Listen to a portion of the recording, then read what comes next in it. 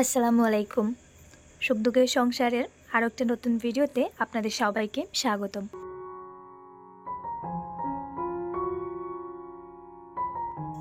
দেশ এবং দেশের বাইরের যেখান থেকে আমার ভিডিওটি দেখছেন, আশা করি আল্লাহর রহমতে আপনারা সবাই ভালো আছেন। আমরাও আলহামদুলিল্লাহ ভালো আছি।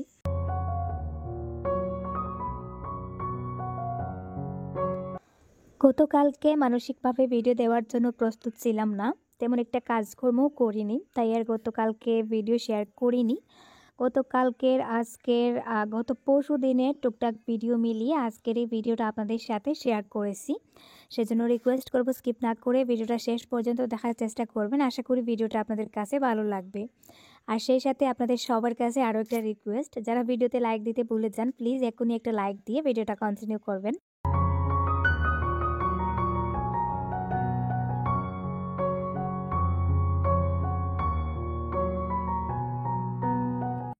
সকালে উঠে প্রথমে রাতের একটু বাসনগুলো পরিষ্কার করে নিলাম। তারপরে সকালের নাস্তায় কি রেডি করব ভাবতে ভাবতে হঠাৎ মনে হলো একটু গরম গরম পাতলা পাতলা করে রুটি করে নেই, আর সেই সাথে একটু শাক ভাজি করি। মূলা শাক ভাজি দিয়ে শুকনো রুটি খেতে অনেকটা মজা লাগে, তো ওই কারণে ভাবলাম কয়েকটা মূলার গাছ উঠিয়ে নেই। ভাবছিলাম এক পাশ থেকে একটু বেশি করে কয়েকটা মূলার গাছ উঠিয়ে নেব, কিন্তু এখানে এসে দেখি প্রতিটা গাছের গোড়ায় মূলা অনেকটা বড় হয়ে গেছে। তো ভাবলাম শুধু শুধু মূলাগুলো নষ্ট করে লাভ নেই, বাড়ির মূলা রান্না করে খেতেও একটা মজা লাগে। তো ওই কারণে আর কি, যে গাছগুলোর গোড়ায় মূলা এখনও হয়নি ছোটো ছোটো দেখে কয়েকটা গাছ উঠিয়ে নিচ্ছি।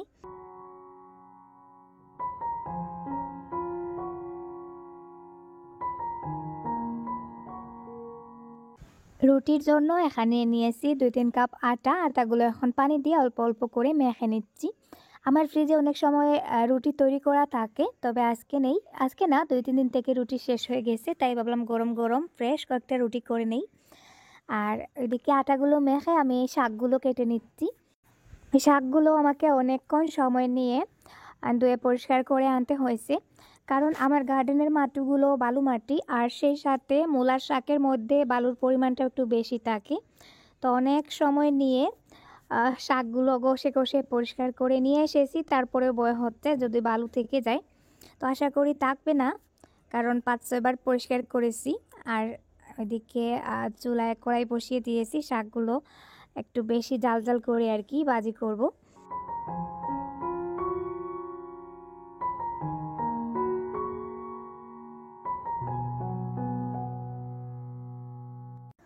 শাক ভাজিতে তেলের পরিমাণটা একটু বেশি দিতে হয়, তো এখানে শাকের পরিমাণ একটু বেশি, তাই আমি এখানে তেলও একটু বেশি করে দিয়েছি, আর কাঁচামরিচও একটু বেশি করে দিয়েছি। জানি না খেতে কেমন হবে, হয়তো জাল বেশি হয়ে যেতে পারে। তো এখন দিয়ে দিচ্ছি শাকগুলো ওইদিকে চুলায় চাপিয়ে তারপরে রুটিগুলো করে নেব।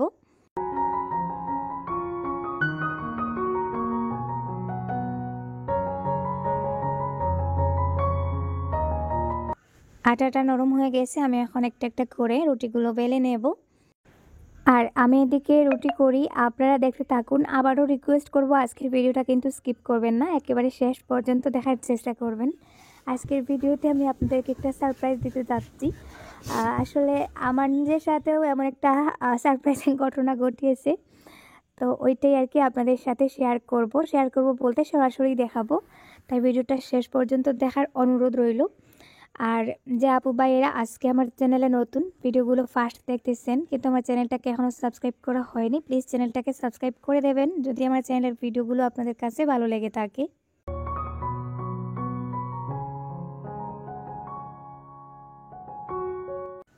রুটিগুলো আমার এই নতুন কেনা ফ্রাই প্যানটায় সেঁকে নিচ্ছি। আর ওই ফ্রাই প্যানটা জানি না কেন আমার মনের মতন হয়নি, তেল দিয়ে কিছু ভাজতে গেলেই আমার কাছে সমস্যা মনে হয়, তেলটা এক কোণায় জমে যায়। মানে আমি এখানে যদি 3 পিস মাছ দিই, তেলটা দেখা যাবে 1 পিস মাছের নিচে এসে বসে আছে। আর এই কচু পাতার উপরে যেমন পানি লাগে না, ওই ফ্রাই প্যানটা ওই রকম। তো ওই কারণেই আমার ওই ফ্রাই প্যানটা বেশি একটা পছন্দ হয় না। তো কিনে নিয়েছি, কি করব, আস্তে আস্তে দেখব, চেষ্টা করে আস্তে আস্তে হয়তো ঠিক হয়ে যাবে।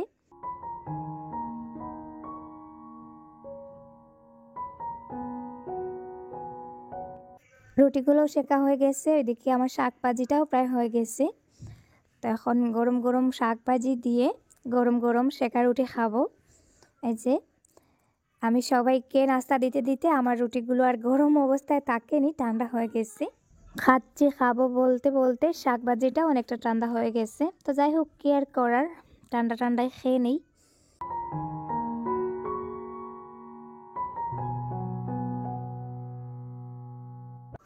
দুপুরের দিকে আরিয়ান বায়না করছে সে ফুচকা খাবে। তো এখানে এই যে বাজার থেকে গতকাল রাতে ফুচকা আনা হয়েছিল, আমি এখন এগুলো বাজবো। আর ওইদিকে আলু সেদ্ধ বসিয়েছিলাম, এখানে 3টা নতুন আলু প্রেসার কুকারে দিয়েছিলাম, আলুটা সেদ্ধ হয়ে গেছে। এখন খোসাটা ফেলে বোটাটা মেখে নেব। আর ছেলেকে দোষ দিয়ে লাভ নেই, আমার নিজেরও কেমন জানি মানে আজকে ফুচকা খেতে ইচ্ছা করছে, তো ভাবলাম করে নেই। তো এখানে যে আলু, পেঁয়াজ, কাঁচামরিচ, ধনেপাতা নিয়েছি, একটু বেশি করে আর কি জাল জাল করে ভর্তাটা করব। তারপরে আবারও 2-3টা শুকনো মরিচ ভেজে দেব। তো ওইদিকে আবার ফুচকাগুলো ভেজে নেই।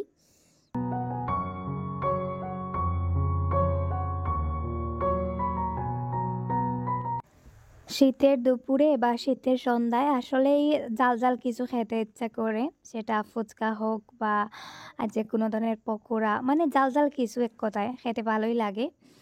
তো আজকে ভাবলাম ফুচকাই খাই, আরিয়ানও বায়না করছে আর আমারও খেতে ইচ্ছা করছে, তো ওর বায়নাতে আমারও খাওয়া হয়ে যাবে। ওইদিকে আমি কাঁচা তেঁতুল ব্লেন্ডারে দিয়ে একটা শিরা তৈরি করে নিয়েছি ফুচকাগুলো খাওয়ার জন্য। আর ভর্তাটাতে কয়েকটা শুকনো মরিচ ভেজে গুঁড়ো করে আর কি মেখে নিয়েছি, তাই জালের পরিমাণটা অনেক বেশি হয়েছে। তো এখন খাওয়া দাওয়া শুরু করে দিয়েছি, দেখা যাক টেস্টটা কেমন হয়েছে।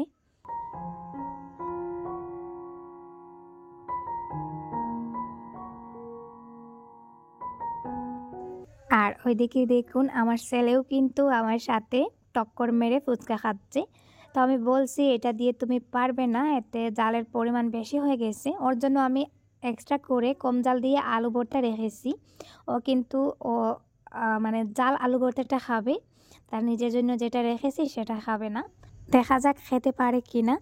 তবে সে যে একেবারে জাল খেতে পারে না এমনটা না, অনেকটা জাল খেতে পারে মাশাআল্লাহ। আমিও ওকে মানে চেষ্টা করি খাওয়ানোর।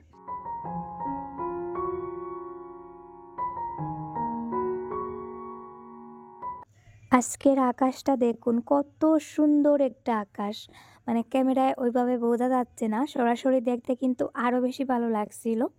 তো আমি বারান্দায় দাঁড়িয়ে দাঁড়িয়ে আকাশটা দেখছিলাম, আর মনে হচ্ছিল পাখির মতন যদি দুটো ডানা থাকতো তাহলে উড়ে উড়ে ওই যে মেঘের আকাশে চলে যেতাম। তো রোদটাও কিন্তু ভালো উঠেছে।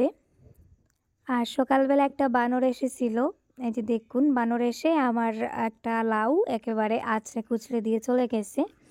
তো এখানে মাত্র 2টা লাউ ছিল, এই যে একটা, তো ওইটা আর আছড়াতে পারেনি। এর আগে বানরটাকে দেখে নিয়েছিলাম, তাড়িয়ে দিয়েছি, আর ওই লাউটা কিন্তু আছড়ে দিয়ে চলে গেছে।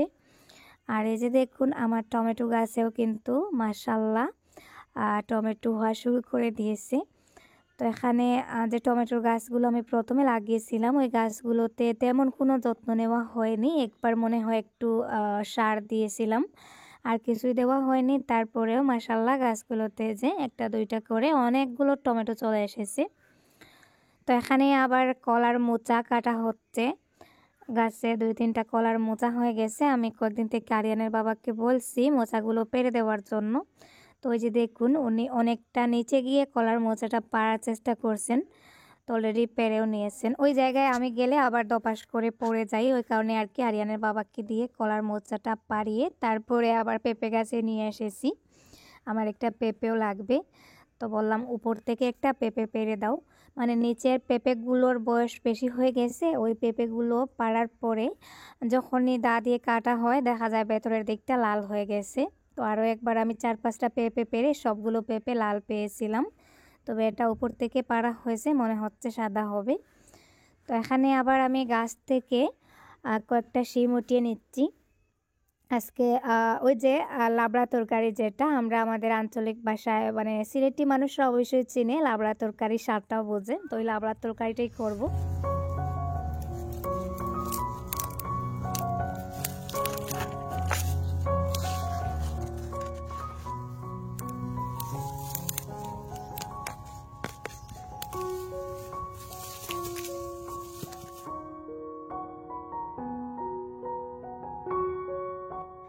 ওই লাবড়ার তরকারির জন্য আমি এখানে বাড়ি থেকে টুকটাক কিছু জিনিস রেডি করেছি। আলু, গাছ থেকে ছোটো ছোটো 2টা মূলা, তারপরে এখানে 2 ধরনের শিম আছে, বরবটি আছে, তারপরে কলার মোচা। তো দেখা যাক আর কিছু পাই কিনা। তো আপাতত ওইটুকু রেডি করেছি। আর ইতিমধ্যে কিন্তু সকালবেলা মা চলে এসেছিলেন, আপনাদেরকে আর ভিডিওতে শেয়ার করা হয়নি। তো মা এসেছেন, মা আমার নানার বাড়িতে যাবেন, মানে নানিকে দেখার জন্য। তো যাওয়ার সময় আমি বলেছিলাম আমাকে সাথে নেওয়ার জন্য, অনেকদিন থেকে নানিকে দেখা হচ্ছে না, নানির বয়স অনেকটা বেড়ে গেছে। আর সামনে যেহেতু শীতকাল, তো আসলে শীতকাল আসার পরেই বয়স্ক মানুষদের জন্য একটু বেশি ভয় থাকে। তো ওই কারণে ভাবলাম একটু সময় করে নানিকে গিয়ে একবার দেখে আসব। তো আজকে মা যাবেন, ওই জন্যই আর কি আমাকে নেওয়ার জন্য আমার বাসায় এসেছেন। আর মা আসার পরে আমিও তাড়াহুড়ো করে কাজগুলো করছিলাম, কারণ নানির বাসায় যাব, এদিকে 10টা-11টার দিকে বাসা থেকে বের হতে হবে, তাই একটু তাড়াহুড়ো করে আর কি রান্নাবান্নাগুলো সেরে নিচ্ছি।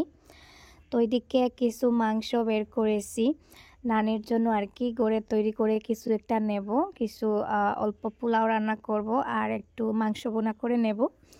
তো মাংসগুলো আমি এদিকে ভালো করে মশলা দিয়ে মেখে ভেজে নিচ্ছি, আর ওইদিকে আমার বাকি রান্নাগুলো অফ ক্যামেরায় করে নেব। আসলে বাড়ির সব কাজকর্ম শেষ করে ওইদিকে নিজেদের রান্নাবান্না খাওয়া দাওয়া আছে, ওইটুকু শেষ করে রেডি হয়ে বেরিয়ে যেতে যেতে অনেকটা লেট হয়ে যাবে, তাই অফ ক্যামেরায় আর কি তাড়াহুড়ো করে কাজগুলো সেরে নিচ্ছিলাম। কোথাও যাওয়ার সময় আমি আসলে এত কিছু মনে থাকে না, মনে হয় যে কত তাড়াতাড়ি কাজগুলো শেষ করব, রেডি হব, যাব।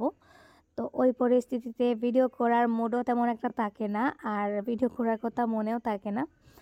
তো মাংসগুলো ভেজে আমি বোনা করে নিচ্ছি, আর ওইদিকে আমার রান্নাবান্না শেষ। এই যে দেখুন, এখানে কলার মোচা, যে ভেতরের ছোটো অংশটা, তো 2টা কলার মোচা থেকে 4 পিস হয়েছে, ওইগুলো ভাজি করে নিয়েছিলাম। তো এখানে মোচার ভেতরের অংশটা ভাজি, আর সেই সাথে যে লাবড়া তরকারি রান্না হয়ে গেছে। আমি এখানে খাবার খেতে বসে পড়েছি। সেই সাথে একটু শুটকি মাছও বোনা করেছিলাম শুকনো শুকনো করে। তো খুব মজা করে খাওয়া দাওয়া করেছি, অনেকদিন পরে লাবড়া তরকারি দিয়ে ভাত খেয়েছি। খাওয়া দাওয়া করে যে রেডি হয়ে গেছি, এখন আস্তে আস্তে বেরিয়ে পড়ব। মানে আমি, মা আর আরিয়ান যাব। আরিয়ানের বাবার স্কুল খোলা, আর ওইদিকে শিফারও স্কুল খোলা, ওরা স্কুলে থাকবে। আর আমরা আর কি যাব, গিয়ে আবার বিকালে চলে আসব। তো তাড়াহুড়ো করে যে রেডি হয়ে গেলাম।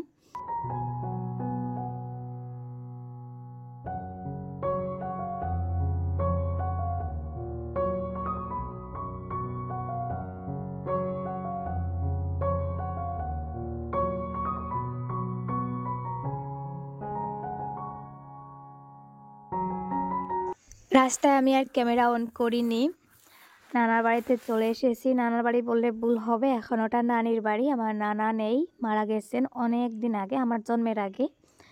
তো এই হচ্ছেন আমার নানি। আমার নানিকে আমি অনেকবার ভিডিওতে আপনাদেরকে দেখিয়েছিলাম, ওনার বয়স 100-র কাছাকাছি। তো এর মধ্যে আবার একবার প্যারালাইজড হয়েছিল, ওই থেকে আর কি উনি সোজা হয়ে আর হাঁটতে পারেন না। আর এই হচ্ছে আমার মামার সেই গরিবের ছোট্ট একটা বাড়ি। তো এখানে মামি মাংসগুলো রেডি করে দিয়েছেন, আমি বসে বসে ভাজি করতেছি। মামিও অসুস্থ, আর ওইদিকে আগুনের পাশে বসে বসে ভাজি করতে আমার ভালোই লাগতেছে, যেহেতু ওরা মাটির চুলায় রান্নাবান্না করেন। তো এই যে আমার মামির রান্নাঘর, ওখানেই মামি রান্নাবান্না করেন, মানে ঘরের ভেতরে ছোটো একটা রুমে আর কি, ওইভাবে রান্নাবান্না চলে।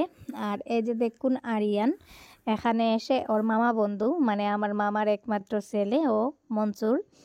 তো ও আরিয়ানের মামা, আর সে বলছে ও নাকি তার বন্ধু, মানে মামার সাথে বন্ধুত্ব হয়ে গেছে। তো আসার পরেই মামাকে নিয়ে ব্যস্ত। তো আমরা এখন চলে যাব। এই যে দেখুন, আমার নানি চোখে দেখতে পান না, তো আরিয়ানকে আদর করে দিচ্ছেন। তো সবাই আমার নানির জন্য দোয়া করবেন।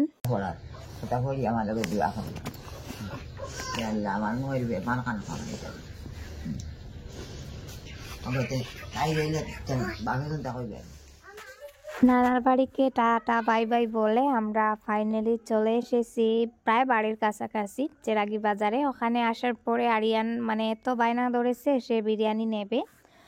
তো এখানে একটা দোকান আছে বিরিয়ানির জন্য, আমরা ওখান থেকে প্রায় বিরিয়ানি নিয়ে খাই, অনেক মজার বিরিয়ানি। তো আরিয়ানের বাবা আমাদেরকে মানে এগিয়ে নিতে এসেছিলেন, তো ওখান থেকে এখন বিরিয়ানি কেনা হচ্ছে আর আরিয়ান মানে আমি দাঁড়িয়ে দাঁড়িয়ে অপেক্ষায় আছি।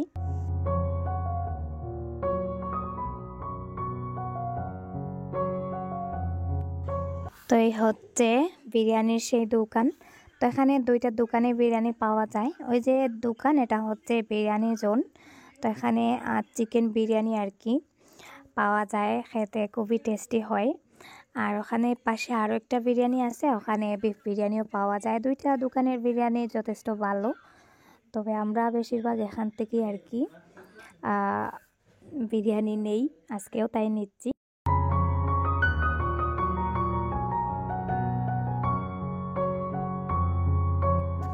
এই যে দেখুন, আমি যে সারপ্রাইজের কথা আপনাদেরকে বলেছিলাম, আমার ছাগলটা কিন্তু বাসায় চলে এসেছে। তো সকালবেলা ঘুম থেকে উঠে আমি কিন্তু এখনও শুয়েছিলাম, আরিয়ানের বাবা উঠে গিয়েছিলেন, শিফা উঠে মসজিদে চলে গেছে। তো ওই সময় আমার কুকুরের বাচ্চাটা বাইরে কেউ কেউ করছিল, আমি ভাবছিলাম হয়তো কেউ এসেছে বা ওকে ধরার চেষ্টা করতেছে। তো আরিয়ানের বাবা উঠে মানে কুকুরটা দেখতে গিয়ে দেখেন বাইরে ছাগলটা এসে দরজায় ধাক্কা দিচ্ছে। তো ছাগলটাকে পেয়ে কত খুশি হয়েছি, যেটা আমি আপনাদেরকে বলে বোঝাতে পারবো না। আর আমি বলেছিলাম না, আমার ছাগলটাকে নিয়ে আশেপাশে কেউ আটকে রাখতে পারবে না, ও কিন্তু ঠিক আমার কাছে চলে আসবে। তো এই যে দেখুন, কোনো কিছু হারিয়ে আবার ফিরে পাওয়ার আনন্দটা মানে সবাই ফিল করতে পারবে না, যাদের সাথে ওরকম ঘটনা ঘটেছে তারা কিন্তু ঠিক ফিল করতে পারবেন। তো আমি এটার আশা প্রায় ছেড়েই দিয়েছিলাম, তারপরেও মনের কোনো একটা আশা থেকে গিয়েছিল যে আমার ছাগলটা যদি আশেপাশে কারো বাসায় থাকে তাহলে আজ না হোক কখনো না কখনো কোনো দিন আমার বাসায় ফিরে আসবে, কারণ ও আমাদেরকে ছেড়ে থাকতে পারবে না।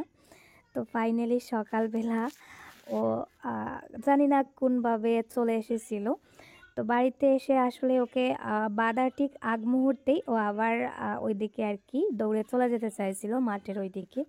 তো আজকে আর ওকে ছাড়বো না, আমরা ওকে রশি দিয়ে বেঁধে রাখবো। তোর গলায় ছোটো একটা রশি বেঁধে আটকে রেখেছি, আর আরিয়ানকে দোকানে পাঠিয়ে যে লম্বা একটা রশি আনা হয়েছে, তো ওই রশি দিয়ে আজকে থেকে ওকে বাড়িতেই বেঁধে রাখবো আর ছেড়ে দেব না। তো আগে ওকে মায়া করে ছেড়ে দিতাম, ভাবতাম বাড়ির আশেপাশে ঘুরে ঘুরে খেতে পারবে। তো আজ থেকে কিন্তু ওকে বন্দি করে রাখবো, যেখানে রাখবো বাড়িতেই আর কি কুটিতে বেঁধে রাখবো লম্বা একটা রশি দিয়ে। ছাগলটার আশা আমি প্রায় ছেড়েই দিয়েছিলাম। গতকালকে ইউটিউবে ভিডিও দেখে দেখে রাতের বেলা আর কি আমি একটা আমল করেছিলাম যে কোনো জিনিস হারিয়ে গেলে নাকি খুব তাড়াতাড়ি ফিরে পাওয়া যায়, আর সেই ভিডিওতে আমি অনেকটা পজিটিভ রিভিউ দেখেছিলাম। তো সেই অনুযায়ী আমি আমল করেছিলাম আর আল্লাহর কাছে দোয়া করেছিলাম যে আল্লাহ আমার ছাগলটাকে তুমি ফিরিয়ে দাও। তো সকাল সকাল চোখ মেলতেই দেখি ছাগলটা হাজির। তো আমরা আসলে আল্লাহকে দেখতে পাই না, কিন্তু কখনো কোনো কাজের মাধ্যমে আল্লাহর একেবারে কাছে চলে আসি, মানে সরাসরি যদি আমরা দেখতে না পাই তবে ফিল করতে পারি, তারপরেও আমরা ওনাকে চিনতে পারি না। এটাই হচ্ছে আমাদের একটা সমস্যা। আল্লাহর কাছে হাজার হাজার শুকরিয়া যে আমি আমার হারানো জিনিসটা ফিরে পেয়েছি, উনি আমাকে ফিরিয়ে দিয়েছেন। আর আমি 90% শিওর আমার ছাগলটা কারো বাড়িতে আটকানো অবস্থায় ছিল। সকাল সকাল উঠেই হয়তো দরজা খোলার সাথে সাথে ছাগলটা দৌড়ে পালিয়ে গিয়েছে, মানে আমার বাসায় চলে এসেছে। আর পরিচিতি হিসাবে ওর গলায় যে মালাটা ছিল সেটাও নেই, ওরা ছিঁড়ে ফেলেছে আমরা যাতে চিনতে না পারি। তারপরেও কিন্তু ওরা ওকে আটকাতে পারেনি, একটু সুযোগ পেয়ে ও দৌড়ে পালিয়ে চলে এসেছে। তো যাই হোক, কার বাড়িতে ছিল বা ছাগলটা গত 2-3 দিন কোথায় ছিল সেটা আমি খুঁজে বের করার চেষ্টা করব। আর আজকের মতো এই পর্যন্ত, সবাই ভালো থাকুন, আল্লাহ হাফিজ, আসসালামু আলাইকুম।